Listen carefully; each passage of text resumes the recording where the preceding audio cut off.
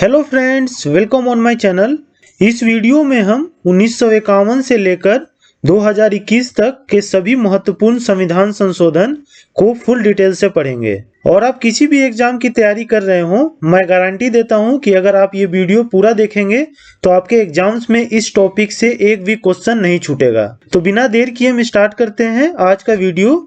Constitutional amendment यानी कि संविधान संशोधन। तो ये जो कॉन्स्टिट्यूशनल अमेंडमेंट है, संविधान संशोधन, ये हमारे संविधान के आर्टिकल 368 में मेंशन है। मतलब अनुच्छेद 368 में ये मेंशन है कि संविधान में संशोधन किया जा सकता है। और उसका पार्ट क्या है? तो पार्ट 20 है। तो ये दोनों चीजों को ध्यान रखिएगा, इससे एमसीक्यू काफी पूछा जाता है कि किस आर्टिकल में है संविधान संशोधन मेंशन, तो 368, और किस पार्ट में, मतलब किस भाग में है संविधान के, तो ये पार्ट 20 में है। अगला चीज है कि संविधान संशोधन कौन कर सकता है। तो संविधान संशोधन जो है वो हमारी पार्लियामेंट यानी कि हमारी जो संसद है वो करती है। संविधान संशोधन का जो बिल होता है लोकसभा राज्यसभा दोनों से पास होना चाहिए, और तब जाके वो प्रेसिडेंट उस पर अपनी सहमति देंगे, तब ये संविधान संशोधन होगा। इसमें और है कि संसद के पास तो पावर है संविधान संशोधन करने का, लेकिन वो संविधान संशोधन जो करेगी तो उससे क्या है, जो बेसिक स्ट्रक्चर है हमारे संविधान का, यानी जो मूल संरचना है हमारे संविधान का, उस पे जो है कोई फर्क नहीं पड़ना चाहिए मूल संरचना पे, ठीक, बेसिक स्ट्रक्चर पे। तो ये ध्यान में रखते हुए जो है संसद कॉन्स्टिट्यूशनल अमेंडमेंट यानी कि संविधान संशोधन करती है। और संसद ने जो संविधान संशोधन किया है उसमें मूल संरचना यानी कि बेसिक स्ट्रक्चर डॉक्ट्रिन जो है उससे छेड़छाड़ हुई है कि नहीं, ये कौन देखता है? तो ये देखता है हमारा जुडिशियरी, मतलब हमारा जो न्यायालय है, सर्वोच्च न्यायालय, वो देखता है कि जो संविधान संशोधन किया गया संसद के द्वारा उससे मूल संरचना में कोई फर्क तो नहीं पड़ा है। अगर फर्क पड़ा है मूल संरचना में तो क्या किया जाता है, ये जुडिशियरी के द्वारा इसको वॉइड घोषित कर दिया जाता है, मतलब नल एंड वॉइड घोषित कर दिया जाता है संविधान संशोधन को। और इसीलिए जो है जुडिशियरी को watch dog of the Indian constitution कहते हैं, मतलब कि वो हमारे संविधान का रखवाला है। कौन? जुडिशियरी। आगे देखते हैं हम, जो हमारे संविधान में संशोधन करने का प्रोसीजर है ये कहाँ से लिया गया है, तो ये साउथ अफ्रीका के संविधान से लिया गया है, ठीक। तो इसको भी ध्यान रखिएगा, ये भी एमसीक्यू में पूछ सकता है कि हमारा जो कॉन्स्टिट्यूशनल अमेंडमेंट करने का प्रोसीजर है वो कहाँ से लिया गया है, किस देश से लिया गया है, तो वो साउथ अफ्रीका के कॉन्स्टिट्यूशन से लिया गया है। अब हम पढ़ते हैं जो संविधान संशोधन हुए उसके बारे में। तो फर्स्ट अमेंडमेंट, पहला जो संविधान संशोधन हुआ था उसके बारे में हम पढ़ते हैं। तो पहला संविधान संशोधन 1951 में हुआ था, 1951 में हुआ था। और इसमें क्या है, 9th शेड्यूल जोड़ा गया। 9th शेड्यूल का मतलब 9वीं अनुसूची जोड़ी गई, जिसमें जो है जमींदारी सिस्टम को हटाया गया है। जमींदारी सिस्टम काफी पहले से चला रहा था, तो 1951 में पहला संविधान संशोधन करके 9th शेड्यूल जोड़ा गया और उसमें जमींदारी सिस्टम को हटाया गया। और काफी जो है लैंड रिफॉर्म्स लॉ यानी कि भूमि सुधार कानून लाए गए, जिसको चैलेंज नहीं किया जा सकता था। और ये जो लैंड रिफॉर्म्स लॉ लाए गए थे, तो ये क्यों लाए गए थे, तो हमारे जो पिछड़े वर्ग थे उनको आगे करने के लिए ये सारे लैंड रिफॉर्म्स लॉ लाए गए थे, भूमि सुधार कानून लाए गए थे। अगला अमेंडमेंट हम देखते हैं 7th अमेंडमेंट। जो 7th अमेंडमेंट हुआ था संविधान में वो कब हुआ था, तो ये 1956 में हुआ था, ठीक। इसमें क्या हुआ था कि रीऑर्गेनाइजेशन ऑफ स्टेट, मतलब कि जो राज्य है उनका पुनर्गठन किया गया था। इसमें क्या हुआ था कि abolition of class A B C and D state. पहले जो स्टेट्स थे इंडिया में, पहले जो राज्य थे इंडिया में, वो class A, class B, class C and class D में जो है वो डिवाइडेड थे। तो इसको जो है खत्म कर दिया गया और रीऑर्गेनाइजेशन किया गया, स्टेट का पुनर्गठन किया गया, और 14 स्टेट्स और 6 यूनियन टेरिटरी जो है वो फॉर्म किया गया। तो इनिशियली पूछा जाए आपसे, एमसीक्यू में ये आता है कि कितने स्टेट और कितने यूनियन टेरिटरी बने थे राज्यों के पुनर्गठन के बाद, तो वो थे 14 स्टेट और 6 यूनियन टेरिटरी, ये ध्यान रखिएगा। उसके बाद जो है 7th अमेंडमेंट में ही ये प्रोविजन लाया गया कि जो है 2 या 2 से ज्यादा स्टेट का एक हाई कोर्ट हो सकता है, ठीक। अगला हम देखते हैं 10th अमेंडमेंट। जो 10वां संविधान संशोधन हुआ था उसके बारे में हम पढ़ते हैं। तो ये जो हुआ था कब हुआ था? 1961 में ये हुआ था 10वां संविधान संशोधन। इसमें क्या हुआ था कि Dadra and Nagar Haveli incorporated in the union of India as union territory, मतलब दादरा एंड नागर हवेली को भारत में एज ए यूनियन टेरिटरी शामिल किया गया था। तो ये जो है 10th अमेंडमेंट से हुआ था।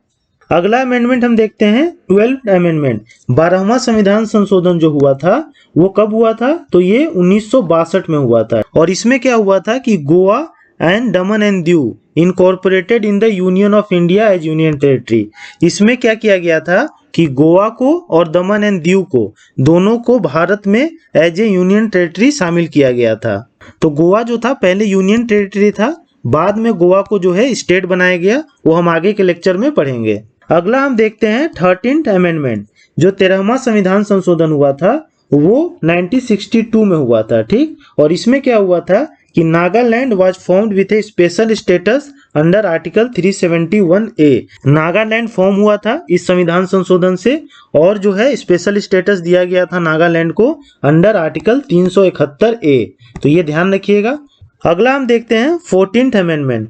14वां जो संविधान संशोधन हुआ था वो भी 1962 में हुआ था, ठीक। और इसमें क्या हुआ था कि Pondicherry incorporated in the union of India as union territory. इसमें जो है पौंडीचेरी को इंडिया में शामिल कर लिया गया था एज ए यूनियन टेरिटरी। तो इसमें एक चीज ध्यान रखिए कि 12वां संविधान संशोधन, 13वां, 14वां ये तीनों 1962 में ही हुए थे। और इसका सीरीज याद रखिएगा कि गोवा, दमन एंड दीव को यूनियन टेरिटरी में शामिल किया गया, फिर नागालैंड को जो है स्टेट बनाया गया विथ स्पेशल स्टेटस, और उसके बाद जो है पौंडीचेरी को एज ए यूनियन टेरिटरी शामिल किया गया। और अगर आप शॉर्ट फॉर्म में याद करना चाहते हैं तो देखिए गोवा का G, नागालैंड का N और पौंडीचेरी का P, तो GNP आप याद रखिएगा, ठीक। GNP का मतलब क्या होता है? ग्रॉस नेशनल प्रोडक्ट, आपने इकोनॉमिक्स में पढ़ा होगा, तो उससे ध्यान रखिएगा। और 12, 13, 14 है ये अमेंडमेंट, और ये तीनों 1962 में हुए हैं।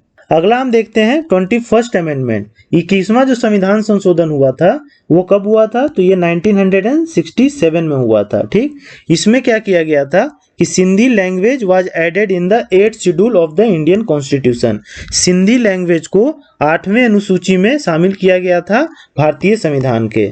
इनिशियली जो था 8th शेड्यूल में 14 लैंग्वेज थे, तो सिंधी को जोड़ा गया 1967 में 21st अमेंडमेंट करके, तो कितने हो गए लैंग्वेज? 15 हो गए, ठीक। अगला हम देखते हैं 24th अमेंडमेंट। 24वां जो संविधान संशोधन था वो कब हुआ था? तो ये हुआ था 1971 में, ठीक। इसमें क्या हुआ था कि parliament power to amend any part of the constitution including fundamental right. इसमें यह कहा गया था कि पार्लियामेंट को पावर है कि कोई भी पार्ट जो है कॉन्स्टिट्यूशन का, कोई भी पार्ट संविधान का अमेंड कर सकता है, इंक्लूडिंग द फंडामेंटल राइट्स। ये फंडामेंटल राइट्स को भी अमेंड कर सकता है। और इसी संविधान संशोधन में यह कहा गया कि it made obligatory for the president to give assent to the amendment bills. इसमें यह कहा गया कि जो राष्ट्रपति है उनके पास जो अमेंडमेंट बिल जाता है, राज्यसभा लोकसभा से पास होकर जो जाता है, उस पे उनको सहमति देनी ही है। ऑब्लिगेटरी कर दिया प्रेसिडेंट को कि वो उसको वापस नहीं कर सकते हैं, उनको उस पे सहमति देनी ही पड़ेगी। तो ये दोनों चीज जो है 24वें संविधान संशोधन से 1971 में जोड़ा गया। अब हम देखते हैं 31st अमेंडमेंट। जो 31वां संविधान संशोधन हुआ था ये कब हुआ था? 1973 में हुआ था, ठीक। इसमें क्या था कि seat of Lok Sabha increased from 525 to 545 due to increase of population in the country. ये काफी इंपॉर्टेंट है। इसमें क्या किया गया था कि लोकसभा का जो सीट है वो पहले 525 होता था, उसको बढ़ा के 545 कर दिया गया था। क्यों ऐसा किया गया था? तो पॉपुलेशन बढ़ रहा था हमारे कंट्री का, उसकी वजह से ऐसा किया गया था। अगला हम देखते हैं 35th अमेंडमेंट। 35वां जो संविधान संशोधन हुआ था वो कब हुआ था? तो ये 1974 में हुआ था, ठीक। इसमें क्या था कि accorded status of associate state to Sikkim. इसमें सिक्किम को जो है एसोसिएट स्टेट का दर्जा दिया गया था। उसके बाद हम देखते हैं 36th अमेंडमेंट। तो 36th अमेंडमेंट जो हुआ था वो कब हुआ था? ये 1975 में हुआ था, जस्ट इसके एक साल बाद, ठीक। ये ध्यान रखिएगा 1974 में सिक्किम को एसोसिएट स्टेट का दर्जा दिया गया, और 36वें संविधान संशोधन से 1975 में जस्ट एक साल बाद सिक्किम को एक स्टेट का दर्जा दे दिया गया। तो 35-36 ये दो याद रखिएगा आप, सिक्किम से रिलेटेड है, पहले एसोसिएट स्टेट फिर स्टेट, और 1 साल का ही अंतर था। अगला हम देखते हैं 38th अमेंडमेंट, जो 38वां संविधान संशोधन हुआ था वो कब हुआ था, तो ये भी 1975 में हुआ था। और इसमें क्या था कि clarified the declaration of emergency bye the president can not be challenge in any court on any ground. मतलब अगर प्रेसिडेंट इमरजेंसी लगाते हैं तो उसको चैलेंज नहीं किया जा सकता है किसी भी कोर्ट में। तो ये जो प्रोविजन है ये ऐड किया गया था 38th अमेंडमेंट से 1975 में। और आपको पता होगा कि इंदिरा गांधी ने जो है इमरजेंसी लगाया था वो भी 1975 में ही लगाया था। तो ये अमेंडमेंट उन्होंने इसलिए लाया था कि जो इमरजेंसी प्रेसिडेंट लगाएंगे उसे किसी भी कोर्ट में चैलेंज नहीं किया जा सके। अगला हम देखते हैं 42nd अमेंडमेंट, जो 1976 में आया था और ये सबसे मोस्ट इम्पोर्टेंट है, ठीक। और ये जो 42वां संविधान संशोधन है ये इंदिरा गांधी जब पीएम थी उस समय लाया गया था, और इसे जो है मिनी कॉन्स्टिट्यूशन भी कहा जाता है 42वां संविधान संशोधन को। ऐसा क्यों कहा जाता है, क्योंकि बहुत सारी चीजों को जो है संविधान में ऐड किया गया था इस अमेंडमेंट से। तो एक एक करके देखते हैं कि 42वें संविधान संशोधन में क्या क्या ऐड किया गया था। तो पहला है socialist secular unity and integrity was added in the preamble. मतलब समाजवादी, धर्मनिरपेक्ष, एकता और अखंडता को हमारे भारतीय संविधान के प्रीएम्बल यानी कि प्रस्तावना में जोड़ा गया। दूसरा है fundamental duties were added in part 4A article 51A। मतलब फंडामेंटल ड्यूटीज यानी कि मूल कर्तव्य को जोड़ा गया किसमें, पार्ट 4A में। ये भी काफी इंपॉर्टेंट है, बहुत बार एग्जाम्स में इससे क्वेश्चन आए हैं कि किस पार्ट में जो है फंडामेंटल ड्यूटीज को जोड़ा गया, तो पार्ट 4A में जोड़ा गया, ठीक, ये ध्यान रखिएगा। और आर्टिकल कौन सा था, तो आर्टिकल 51A। और इनिशियली जो थे 10 फंडामेंटल ड्यूटीज थे, यानी कि 10 जो थे मूल कर्तव्य थे। और ये जो 10 मूल कर्तव्य जोड़े गए थे वो स्वर्ण सिंह कमेटी के रिकमेंडेशन पे ये 10 जोड़े गए थे। तो इसमें सभी चीजों को ध्यान रखिएगा, बहुत सारे क्वेश्चन इसमें बन सकते हैं। पहला होगा पार्ट पूछ लेगा आपसे, आर्टिकल पूछ लेगा फंडामेंटल ड्यूटीज का, उसके बाद कितने इनिशियली फंडामेंटल ड्यूटीज थे, कौन सा कमेटी था जिसके रिकमेंडेशन पे फंडामेंटल ड्यूटीज को संविधान में जोड़ा गया, तो वो था स्वर्ण सिंह कमेटी का रिकमेंडेशन था। तो इस सभी चीजों को ध्यान रखिएगा। आगे देखते हैं हम DPSP directive principle of state policy, यानी कि राज्य के नीति निर्देशक तत्व were given preference over fundamental right. इसका मतलब ये हुआ कि अगर फंडामेंटल राइट और DPSP के बीच में क्लैश होता है कुछ, तो किसको प्रेफरेंस दिया जाएगा, तो DPSP को दिया जाएगा, यानी कि नीति निर्देशक तत्व को प्रेफरेंस दिया जाएगा। ये जो है ऐड किया गया 42वें संविधान संशोधन से। उसके बाद इसमें यह भी ऐड किया गया कि any law made by parliament for implementation of DPSP can not be in the purview of judicial review. इसमें यह भी ऐड किया गया कि अगर कोई भी लॉ बनाती है पार्लियामेंट संसद DPSP मतलब कि नीति निर्देशक तत्वों को इम्प्लीमेंट करने के लिए, तो उसका जो है जुडिशियल रिव्यू नहीं हो सकता है, मतलब उसको कोर्ट में चैलेंज नहीं किया जा सकता है। तो ये भी ऐड किया गया 42वें संविधान संशोधन से। अगला देखते हैं हम, it also empowered the centre to deploy arm forces in any state to deal with the grave law and order situation. इस संविधान संशोधन से सेंटर के पास ये भी पावर दिया गया कि वो जब चाहे आर्म फोर्सेज यानी कि सेना को डिप्लॉय कर सकती है किसी भी स्टेट में, अगर उसे लगे कि वहां का लॉ एंड ऑर्डर जो है वो खतरे में है। अगला हम देखते हैं made president bound to the advice of cabinet. मतलब प्रेसिडेंट को बाउंड कर दिया गया कि आपको जो है कैबिनेट के एडवाइस को मानना है। अगला देखते हैं हम, cartel the judicial review power of high court. जो हाई कोर्ट के पास न्यायिक समीक्षा करने की पावर थी उसको कर्टेल कर दिया गया, मतलब ये हटा दिया गया कि हाई कोर्ट जो है वो जुडिशियल रिव्यू नहीं कर सकता है। अगला है tenure of Lok Sabha and the state assembly was increased by 1 year. मतलब जो टेन्योर था लोकसभा का नॉर्मल टेन्योर कितना होता है, 5 इयर्स का होता है, और स्टेट असेंबली का भी 5 इयर्स होता है। तो 1 साल के लिए जो है टेन्योर को बढ़ा दिया गया, मतलब 6-6 साल कर दिया गया। अगला है it authorize the president to make proclamation of emergency for any part of the country और to the whole of India and it could not be challenge in any court of law. इसमें यह authorise कर दिया गया कि president जो है वो इमरजेंसी लगा सकता है इंडिया के कुछ पार्ट में या पूरे इंडिया में, किसी भी कोर्ट में इसको चैलेंज नहीं किया जा सकता है। तो इतने सारे प्रोविजंस को जोड़ा गया था 42वें संविधान संशोधन से।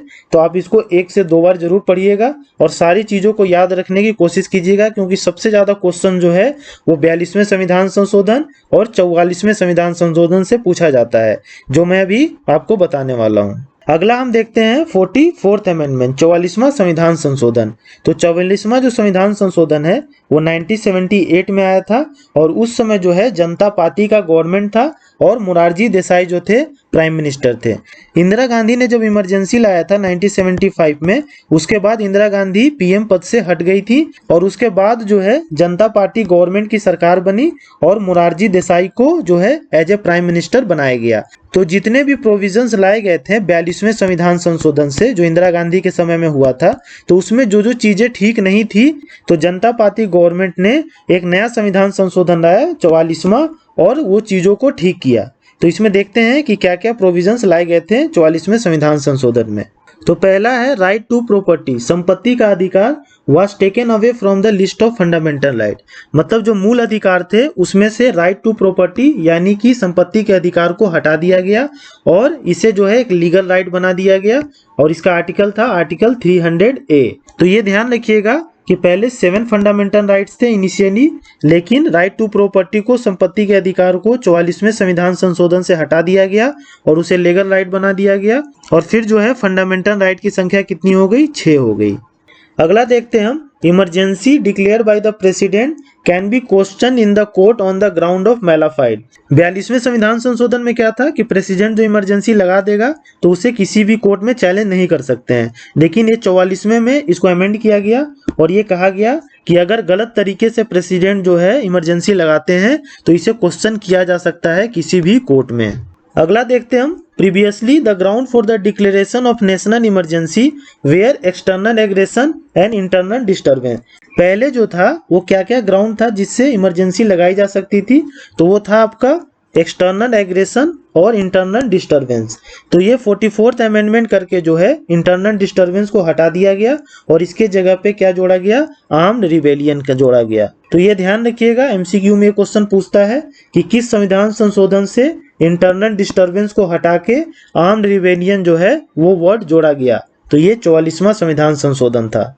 अगला देखते हैं हम, It authorized the president to refer back the advice of Council of Ministers for the reconsideration, but it made binding for the president to act on the reconsidered advice।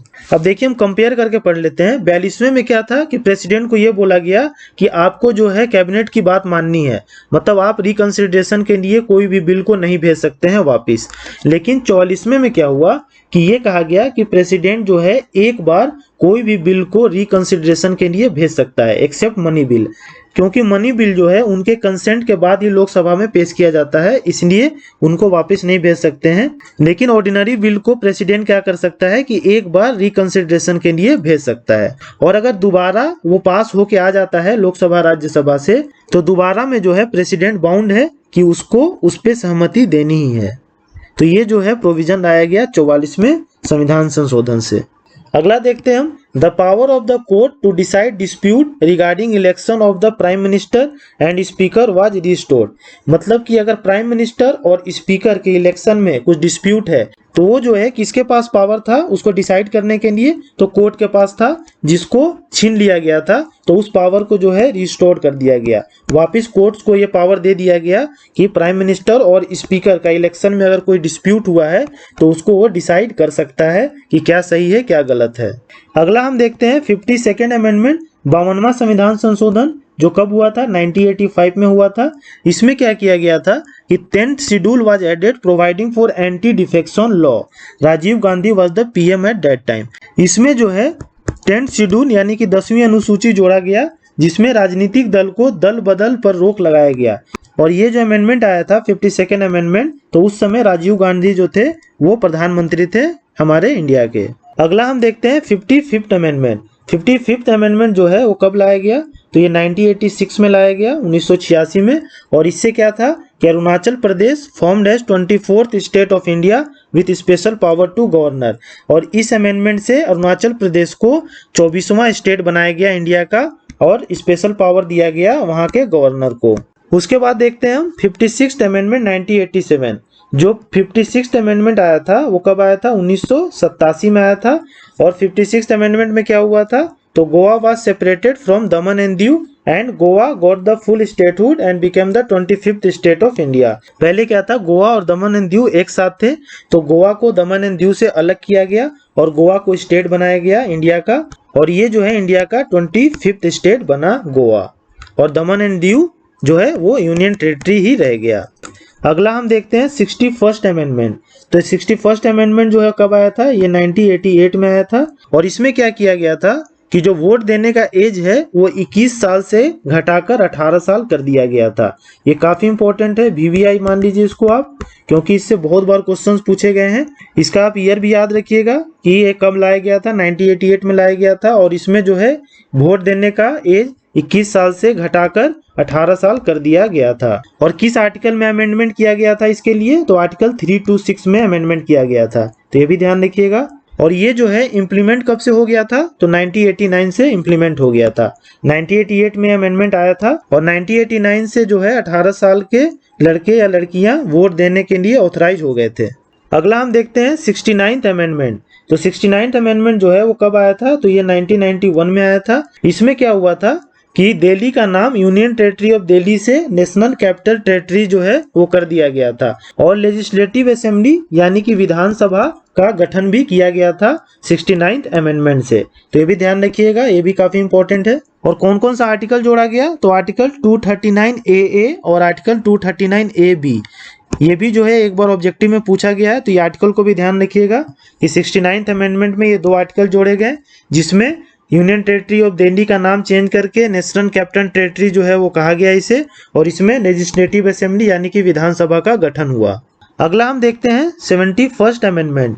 तो 71st अमेंडमेंट जो था वो कब आया था? तो ये 1992 में आया था, और इसमें जो है कोंकणी, मणिपुरी और नेपाली को जो है 8th शेड्यूल में जोड़ा गया था। तब 8th शेड्यूल में जो है वो टोटल लैंग्वेज कितने हो गए थे? तो 18 हो गए थे, ठीक। इनिशियली 14 था, फिर उसके बाद सिंधी को जोड़ा गया तो 15 हो गया, और उसके बाद ये 3 और जोड़ा गया, कोंकणी, मणिपुरी और नेपाली, तो टोटल कितने हो गए? 18। इसको ध्यान कैसे रखिएगा कौन कौन से लैंग्वेज को जोड़ा गया था 71st अमेंडमेंट से? तो मैं एक ट्रिक बता देता हूं आपको।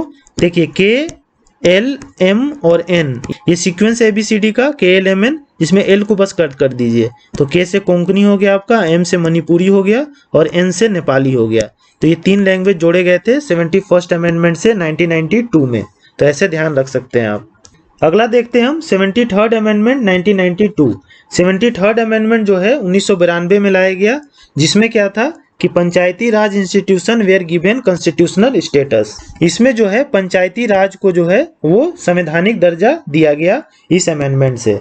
और इसमें जो है पार्ट 9 जोड़ा गया भारतीय संविधान में, भाग 9 जोड़ा गया, और 11th शेड्यूल मतलब 11वीं अनुसूची जोड़ा गया, जिसमें पंचायती राज के बारे में उसमें मेंशन था। उसके बाद जो है 29 सब्जेक्ट्स जो है जोड़े गए, और आर्टिकल 243A से लेके आर्टिकल 243O तक ये भी जोड़ा गया। तो इसमें सभी चीजें इंपॉर्टेंट हैं, आप सब चीजों को ध्यान रखिएगा कि 73rd अमेंडमेंट कब लाया गया? तो 1992 में लाया गया।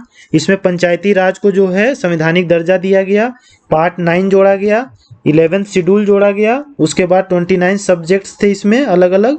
और आर्टिकल कौन कौन सा जोड़ा गया? तो आर्टिकल 243A से लेके 243O तक जोड़ा गया। अगला हम देखते हैं 74th अमेंडमेंट, जो कब लाया गया? तो ये भी 1992 में ही लाया गया।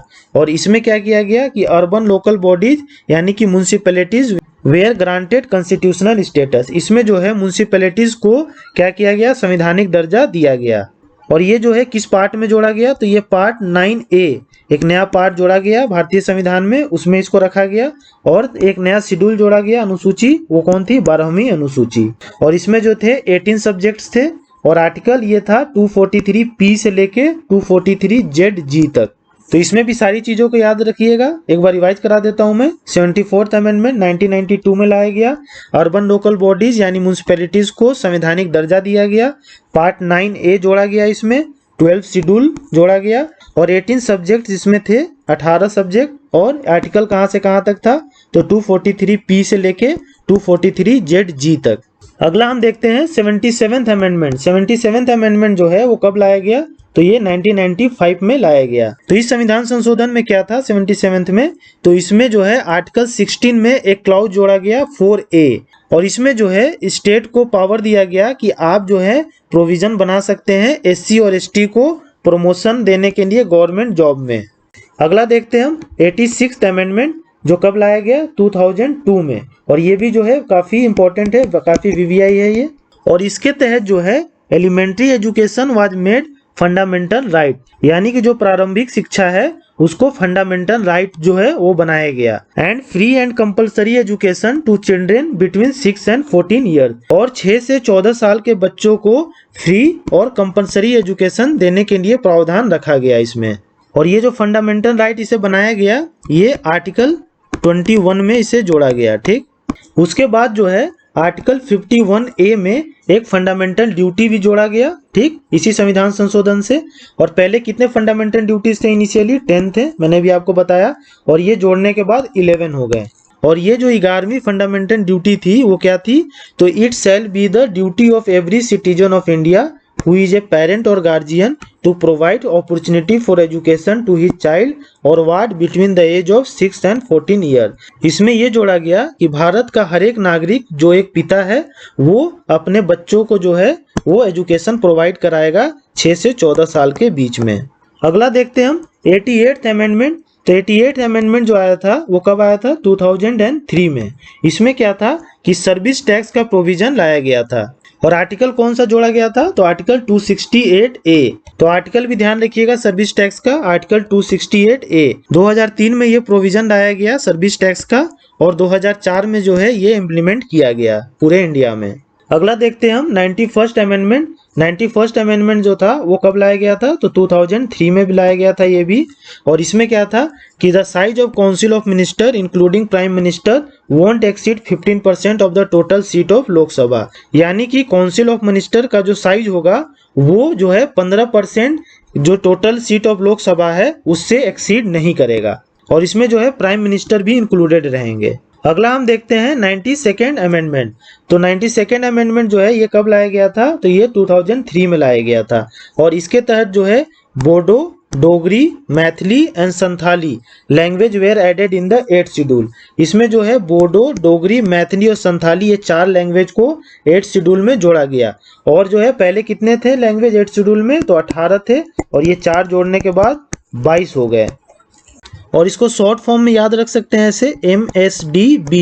MSD मतलब महेंद्र सिंह धोनी का B से बैट, ऐसे आप ध्यान रखिएगा तो कभी भूलिएगा नहीं। अगला हम देखते हैं 94th अमेंडमेंट। तो 94th अमेंडमेंट कब लाया गया, तो ये 2006 में लाया गया। ठीक, इसमें क्या किया गया कि बिहार को जो है वो एक्सक्लूड कर दिया गया, हटा दिया गया from keeping A minister of tribal affairs.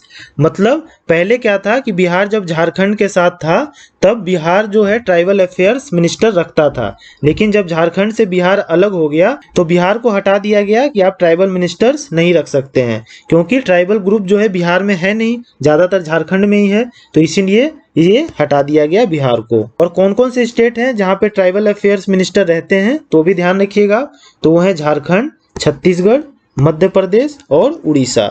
ये 4 ऐसे स्टेट हैं जहाँ पे ट्राइबल अफेयर्स मिनिस्टर रहते हैं। अगला हम देखते हैं 97th अमेंडमेंट जो कब आया था 2011 में। और इसके तहत जो है cooperative society were granted constitutional status, मतलब कि कोऑपरेटिव सोसाइटीज को जो है वो संवैधानिक दर्जा दिया गया था इस संविधान संशोधन से।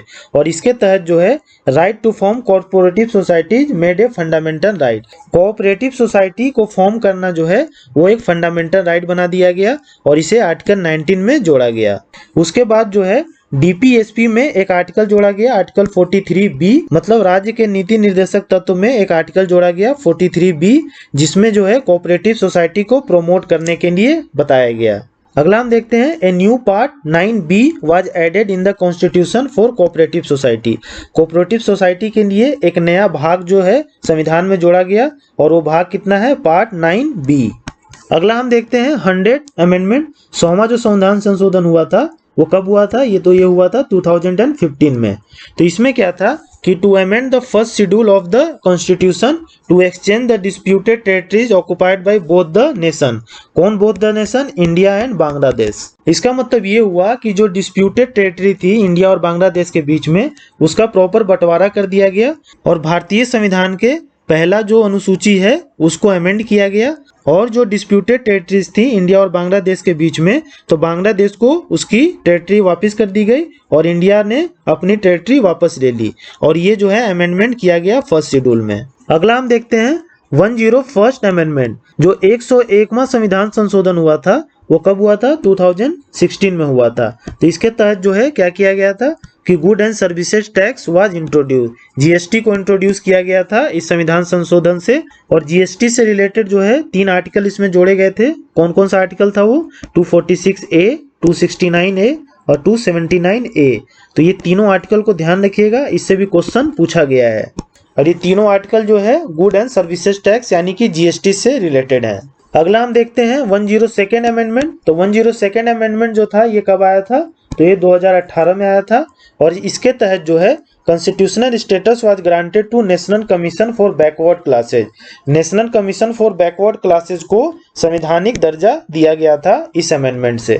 अगला देखते हैं हम 103rd अमेंडमेंट जो कब आया था? 2019 में आया था। इसके तहत जो है 10% रिजर्वेशन दिया गया था इकोनॉमिकली वीकर सेक्शन को, जिसे EWS कहते हैं। ठीक, और ये जो है इकोनॉमिकली वीकर सेक्शन ऐसे हैं जो आर्टिकल 15 के क्लॉज 4 और 5 में मेंशन नहीं है। तो वैसे इकोनॉमिकली वीकर सेक्शंस को 10% का रिजर्वेशन दिया गया था। अगला हम देखते हैं 104th अमेंडमेंट जो कब आया था? 2020 में आया था। और इसके तहत जो है जो एंग्लो इंडियन जो प्रेसिडेंट नॉमिनेट करते थे लोकसभा में और गवर्नर नॉमिनेट करता था स्टेट असेंबली में, उसको हटा दिया गया। प्रेसिडेंट जो थे लोकसभा में 2 एंग्लो इंडियन को नॉमिनेट कर सकते थे और गवर्नर जो है स्टेट में 1 एंग्लो इंडियन को नॉमिनेट कर सकते थे विधानसभा में। तो इसको जो है हटा दिया गया। ठीक, तो ये जो है 104th अमेंडमेंट से किया गया था। तो होप आपको सारी चीजें अच्छे से समझ में आ गई होंगी। आप इस वीडियो को 1 से 2 बार देखिए और स्क्रीनशॉट लेके आप चीजों को नोट डाउन कर लीजिए और उसको बार बार रिवाइज कीजिए ताकि आपको वीडियो ज्यादा बार देखने की जरूरत ना पड़े। और अगर आपको ये वीडियो अच्छा लगा तो please like share and subscribe to my channel. Thank you.